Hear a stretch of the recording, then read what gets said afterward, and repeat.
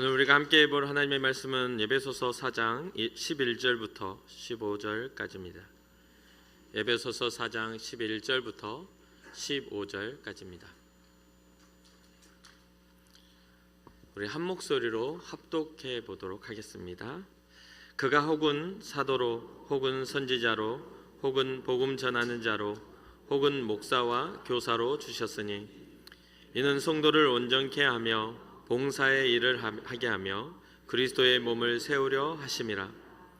우리가 다 하나님의 아들을 믿는 것과 아는 일에 하나가 되어 온전한 사람을 이루어 그리스도의 장성한 분량이 충만한 데까지 이르리니 이는 우리가 이제부터 어린아이가 되지 아니하여 사람의 괴술과 간사한 유혹에 빠져 모든 교훈의 풍조에 밀려 요동치 않게 하려 함이라.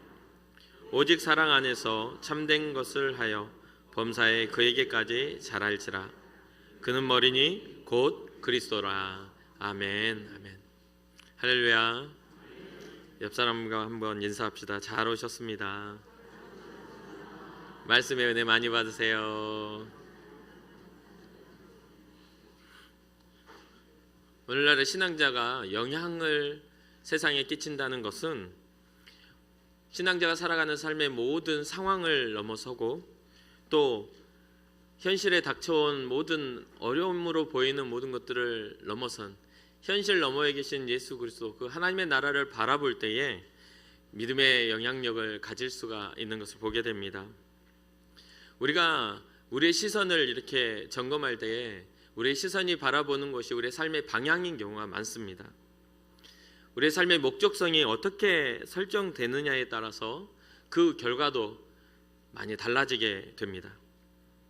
바울은 에베소 교회를 향해 권면할 때에 부르심에 합당한 삶으로 행하라, 부르심에 합당한 삶을 살아가라 라고 권면합니다. 이 교회는 교회를 위하여 부르심을 받은 그러한 성도들의 모임입니다. 교회가 모여 하나님께서 허락하신 교회를 위해 세운 그런 직분을 받게 되고 또한 그런 직분자들이 교회를 든든하게 세워가며 그리스도의 몸을 이루어가는 것을 보게 됩니다.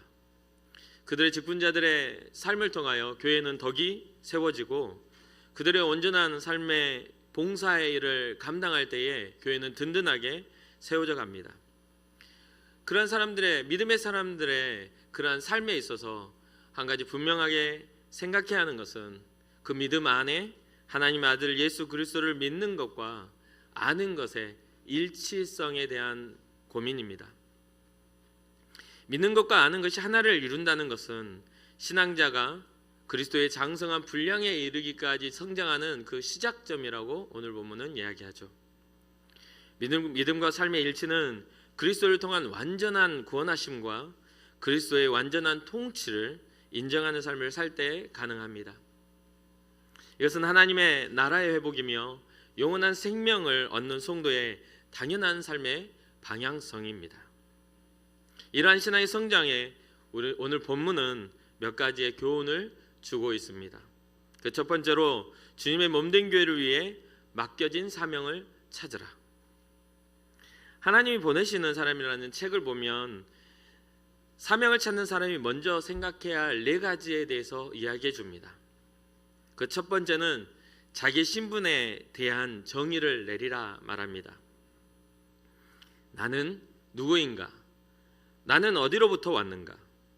또 나의 가치는 어디에 있는가? 이러한 질문에 자기 자신의 근본에 대한 질문을 하라고 이야기를 하고 있습니다. 즉 복음을 위해 부름받은 내가 얼마나 존귀한 존재인지 우리의 스스로의 위치를 아는 것이 그리스도인들에게 힘이 된다는 것이죠. 사명을 찾는 시작점이 된다는 거예요.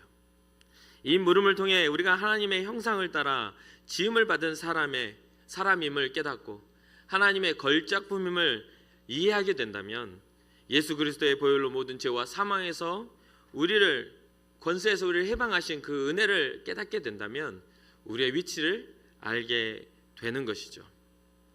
우리의 신분에 대한 정의를 온전히 내릴 수가 있습니다. 어떻게요? 예수 그리스도의 이름으로 우리가 하나님의 자녀가 되었다라는 그런 정의입니다. 이러한 깨달음은 믿는 자들로 하여금 외부의 모든 평가와 부정적인 감정의 공격에서 스스로를 자유롭게 합니다. 외부의 사람들의 평가가 부정적이라도, 또 부정적인 평가들이 더 많아지고 많아진다 할지라도 믿음의 걸음을 걸어가는 우리에게 아무런 영향력을 미치지 못하는 것은 우리의 속한 곳이 바로 하나님의 나라이고 우리의 존재는 하나님의 자녀로서의 가치를 가지고 있다는 것을 믿기 때문입니다. 두 번째는 자기의 사명, 이 사명이 깨달아져야 합니다. 나는 왜 여기 있는가? 나는 어디로 가고 있는가? 나의 삶의 가치는 무엇인가? 라는 것에 대한 질문입니다. 이러한 질문에 대한 올바른 이해를 가질 때 비로소 삶이 나아가야 할 방향을 찾게 되고 보다 더 우리가 추구해 왔던 것보다 더 가치 있는 것이 무엇인지를 깨닫게 되는 것입니다. 하나님은 우리가 세상에 오기 전부터 우리를 구원하시기 위한 하나님의 선한 계획을 세우셨고 그것을 통하여 우리가 믿음의 사람이 되었고 거룩한 성도가 되었음을 우리는 알고 있습니다. 우리가 믿음의 사람이 되었다는 것은 세상에 그 믿음을 전해줘야 할 사명을 가졌다는 것을 의미하기도 합니다. 그래서 우리의 정체성은 무엇입니까? 나는 하나님이 세상에 보내신 하나님의 사람이다 라는 그런 정체성을 우리는 가질 수가 있는 것이죠. 이런 정체성을 가진 우리가 세 번째 가져야 할 것은 바로 거룩함입니다. 거룩한 삶은 하나님이 사용하시는 사람들에게 공통적으로 나타나는 삶의 증거입니다. 하나님의 사람으로서의 증거는 이 거룩함으로 나타난다는 것이죠. 하나님은 자신의 나라를 위해 옛 구약에서부터 지금에 이르기까지 자신의 사람들에게 거룩함 가운데 초대하고 있는 것을 보게 됩니다. 사실 세상에서는 이 거룩함에 대한 것들의 가치 기준을 계속해서 낮추고 또 낮춰가고 있습니다. 그래서 거룩함을 하나님의 뜻이 아니라고 생각하도록 계속해서 우리의 거룩함을 빼앗아 갑니다. 그러다 보니 이제는 우리가 하나님 앞에 나아가 거룩함을 취하는 것도 선택적 기준에 의해서 거룩함을 생각하게 되고 만 그런 시대에 우리는 살고 있습니다. 사람들의 선택적 기준 안에 거룩함을 놓아둠으로써 하나님께서 우리에게 말씀하시고 하나님께서 우리에게 명령하신 그 명령에 대해서 그 명령을 자꾸만 가볍게 여기는 세상 풍조가 우리 안에 들어오고 있다는 것이죠. 그렇다 보니 교회 안에서도 그러한 세상 풍조에 물들어가는 것을 우리가 잘 보게 됩니다. 자신들의 신앙을 온라인 예배를 드리기 위해서 TV를 켜는 것에 자신의 신앙에 명분을 두는 사람들이 생겨나기 시작합니다. 아니요, 꼭 온라인 예배만 뿐 아니라 주님의 전에 나와 예배하는 이 시간이 그냥 마당만 밟을 뿐인 그러한 신앙으로 전락하고 맙니다. 하나님을 향하여 우리의 신앙이 더욱더 깊어지고 하나님을 닮아가며 거룩함 가운데 거해야만 하는데 우리의 신앙의 그런 어떤 본질이 어떤 행위로서 그것을 증명하는 것처럼 계속해서 우리가 가지고 있는 가치를 가볍게 여기게 만든다는 것이죠. 그러나 우리가 히브리서 11장 6절을 기억해 보시길 바랍니다. 여러분들이 잘 아는 말씀일 겁니다. 믿음이 없이는 기쁘시게 못하나니 하나님께 나아가는 자는 반드시 그가 계신 것과 또한 그가 자기를 찾는 자들에게 상 주시는 이심을 믿어야 할지니라. 어떻습니까? 우리가 주님께 부름받은 신앙자라 함은 반드시 하나님이 계시는 것을 찾는 자들이 되어야 합니다. 우리의 예배 가운데 하나님을 찾아야 됩니다. 하나님의 임재를 경험해야 하고 하나님이 우리 가운데 임재하셔서 우리의 삶의 모든 영역을 다스려 주셔야 되는 것이죠. 이것이 없다면 우리의 모든 행위는 하나님을 기쁘시게 할 수가 없습니다. 그러므로 교회는 하나님을 찾는 자들의 그런 모임이 되어야만 합니다. 형식적으로 리모컨을 들고 버튼으로 신앙의 온 오프를 결정해 버리는 그런 신앙이 되어서는 안 됩니다. 예배 시간이 되면 리모컨 들고 예배드려야지 라고 하는 그 모습을 여러분 상상해 보시기 바랍니다. 여러분들의 인생에 가치가 있다고 말하는 사람들이 혹시나 여러분들에게 그러한 마음으로 다가온다면 얼마나 큰 가치를 우리가 받고 있다라고 생각하겠습니까? 또한 그것뿐 아니라 의미 없이 하나님의 전에 나와 예배하는 것을 하나의 그냥 하나의 이벤트적으로 이렇게 생각하는 그런 신앙이 되어서도 안 됩니다. 이러한 전통적이고 그냥 익숙한 그러한 것들을 바라보며 성경은 너희는 성전 마당만 밟았을 뿐이라고 경고하고 있는 것을 보게 됩니다. 여러분들 이 자리에 나와 하나님을 찾고 계십니까? 하나님이 여러분들의 삶에 일하시며 하나님의 말씀이 여러분들의 삶을 변화시킬 거라고 믿고 계십니까?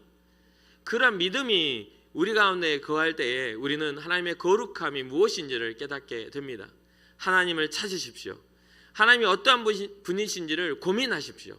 그러면 여러분들 삶 속에 하나님이 어떤 분이신지를 가르쳐 주실 것이며 하나님은 우리를 거룩함 가운데 초대하는 분이심을 깨닫게 될 것입니다.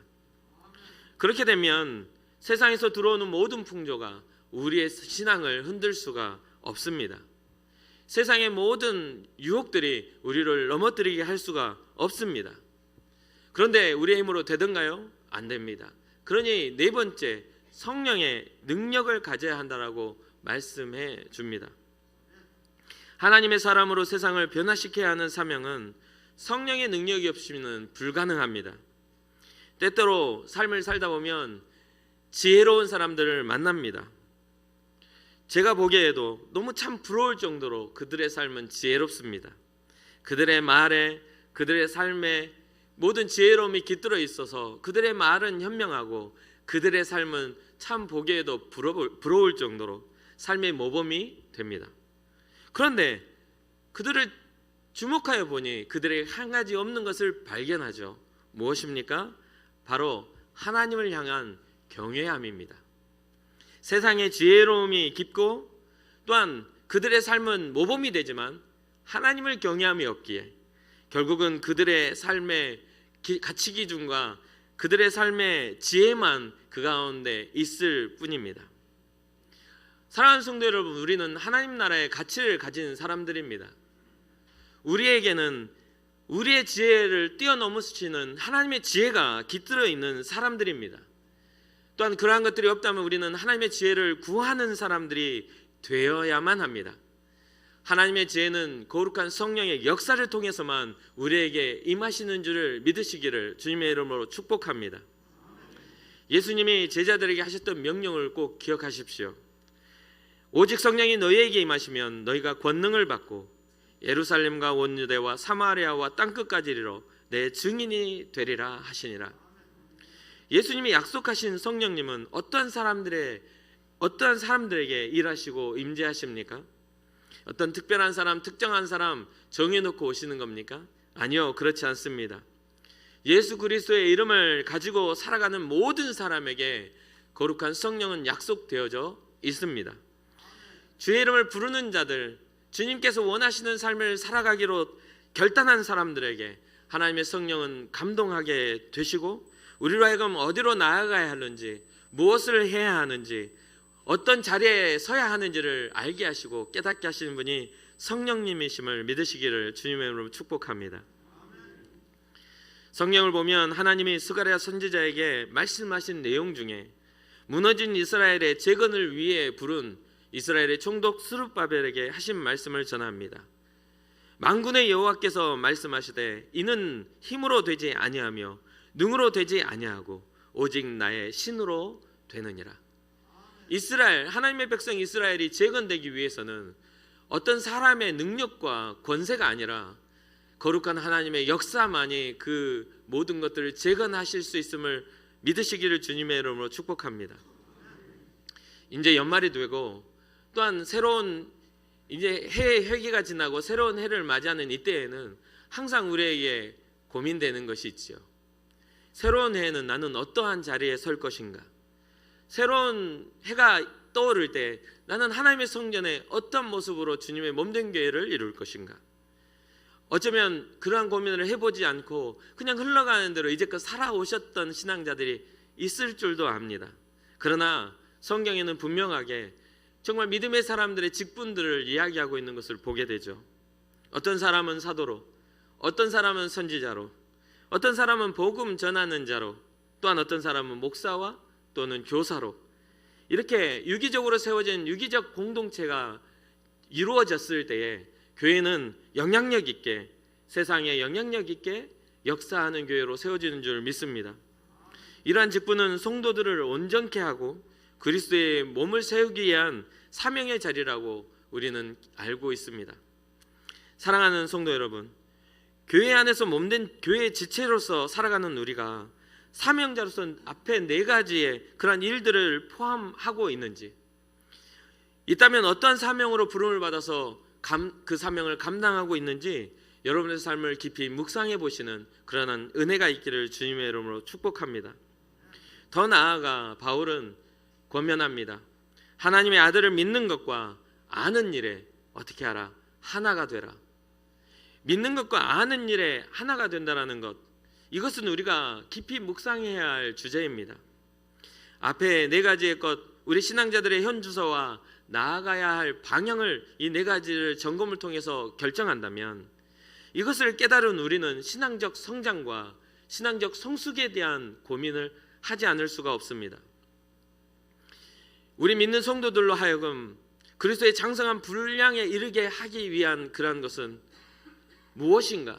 그것이 바로 하나님의 아들을 아는 것, 믿는 것과 아는 것에 일치해 있음을 꼭 기억하시길 바랍니다. 어린아이와 같은 연약함을 가진 믿음에서 성장하여서 세상 문화가 주는 위태위태한 그런 상황들을 분별할 수 있는 그런 장성한 분량입니다. 더 나아가 돌봄을 받아야 하는 신앙에서 벗어나 이제는 누군가를 돌보아 줄 수 있는 그런 믿음의 사명자가 되기 위한 성장이기도 합니다. 제가 목회를 하다 보니 1년을 믿고 2년을 믿고 5년을 믿고 10년을 믿어도 항상 돌봄만 받으려고 하는 그런 사람들이 있습니다. 유아기적 생각이죠. 아직 철이 안 든 겁니다. 20년을 믿어도 30년을 믿어도 항상 나는 누군가가 돌봐줘야 되는 그러한 사람이 되는 것이죠.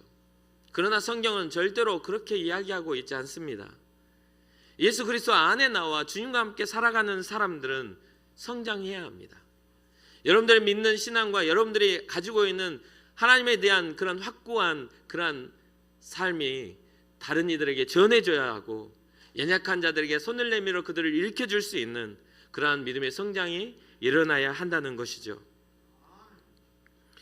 이것에 대해서 우리가 깊이 묵상하다 보면 바로 이 하나님의 아들을 믿는 것과 아는 것의 일치가 얼마나 중요한지를 깨닫게 됩니다. 믿음과 삶이 일치하게 될 때에 사람들의 속임수나 간교한 술수에 그런 빠지거나 온갖 또 교훈의 풍조에 흔들리지 않게 되는 믿음의 성장이 일어나는 것이죠. 끊임없이 세상은 우리의 믿음의 삶을 빼앗아가려고 합니다. 끊임없이 악한 영은 우리의 마음으로 하여금 상하게 하고 우리의 입술로 하여금 교회를 비난하게 합니다. 끊임없이 정말 어둠의 역사는 우리의 삶의 가치를 낮추게 하고 하나님의 자녀다움을 포기하게 만듭니다. 이러한 상황 속에서 우리는 하나님의 아들 예수 그리스도를 아는 것과 믿는 것과 아는 것의 일치를 통하여 나의 존재 가치를 깨달아 알고 세상을 향해 담대하게 우리의 믿음을 외칠 수 있어야 되겠습니다. 그렇다면 믿음과 삶을 어떻게 일치시킬 수 있겠습니까? 먼저는 우리의 삶의 주권이 하나님께 있음을 여러분들의 삶에 선언하시기를 주님의 이름으로 축복합니다. 이 일을 위해서 우리가 하나님의 주권 아래 우리는 구원을 받았습니다.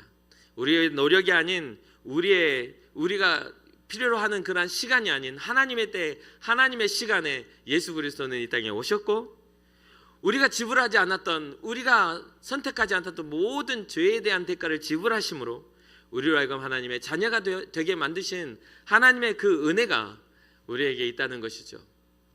그것은 바로 하나님의 주권입니다. 그래서 예수님께서도 하나님에 대하여 그러한 모습으로 살아가셨음을 우리는 주목하여 봐야 합니다. 예수님께서 우리 하나님의 역사와 능력을 따라 예수님의 삶을 이끌어 가시는 것을 주목하여 볼 때에 우리는 어떻게 살아야 하는지를 깨닫게 되는 것이죠. 이를 위하여 성령의 도우심을 구하시기 바랍니다. 알면서도 믿지 못하는 사람들이 있고 알면서도 행하지 못하는 사람들도 있지 않습니까? 그렇기 때문에 우리는 성령의 역사를 의지하여 우리의 믿는 것과 아는 것이 주님을 향할 수 있도록 끊임없이 구하는 여러분과 제가 되기를 축복합니다.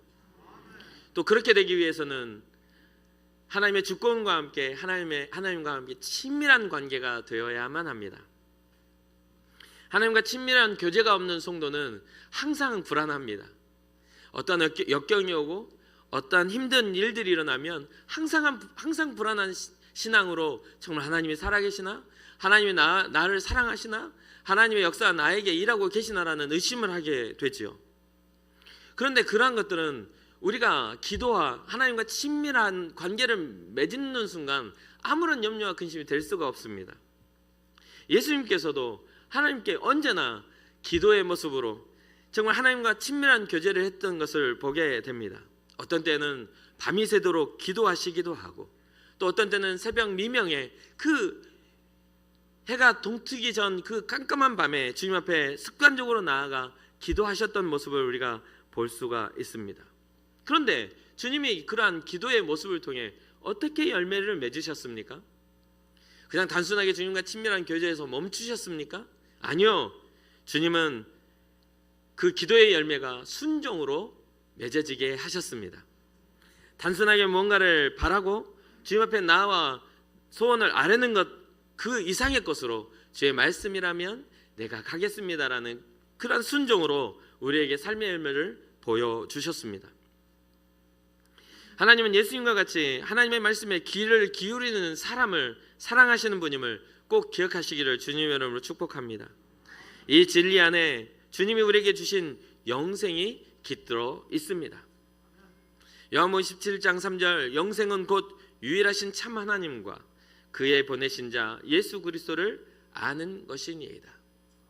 하나님과 그의 보내신 자 예수 그리스도를 아는 것, 하나님의 아들을 믿는 것과 아는 것을 우리가 일치시켰을 때 우리에게 영생이 깃든다는 것을 꼭 기억하시고 하나님 안에서 예수 그리스도를 발견하시기를 주님의 이름으로 축복합니다.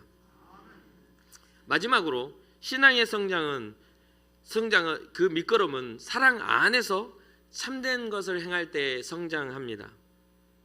이것은 우리가 주님의 성품을 담는 것과 같죠. 베드로서 1장 4절을 보면 이로써 그 보배롭고 지극히 큰 약속을 우리에게 주사 이 약속으로 말미암아 너희로 정욕을 인하여 세상에서 썩어질 것을 피하여 신의 성품에 참여하는 자가 되게 하려 하셨으니, 신의 성품에 참여하는 것을 하나님을 그의 아들 예수 그리스도를 닮아가는 것을 방해하는 요소가 무엇입니까? 바로 정욕을 위하여 세상에서 썩어질 것을 추구하는 것입니다. 우리의 욕심을 위하여 세상에 썩어질 것들에 우리의 생각을 가둬버려서는 안 됩니다. 그것에서 우리가 벗어나 지극히 보배롭고 큰 약속 가운데 우리가 나아가야 되는 것이죠. 그렇게 되었을 때 주님이 우리에게 보여주셨던 그 신의 성품 무엇입니까? 참 사랑.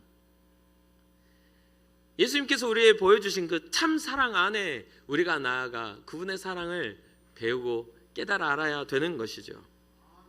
하나님은 우리 믿는 사람들에게서 예수님의 성품이 나타나기를 바라셨습니다. 우리는 모두 그것을 잘 알고 있습니다.